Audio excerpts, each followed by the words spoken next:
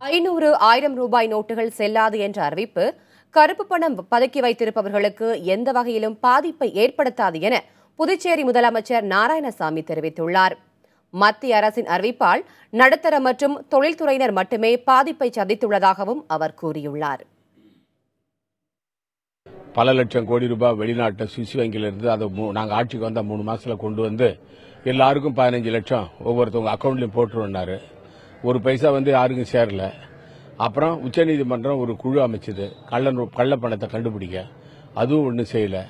அதுக்கு பிறகு செப்டம்பர் 30ஆம் தேதிக்குள்ள அதாவது கணக்காட்டாத பணம் வச்சிருந்தா, கள்ள பணம் வச்சிருந்தா அதை மறுபடியும் அந்த பணத்தை கணக்காட்டுன்னு சொன்னாங்க. 54,000 கோடி தான் கணக்காட்டப்பட்டது. அது முடிஞ்சு போச்சு.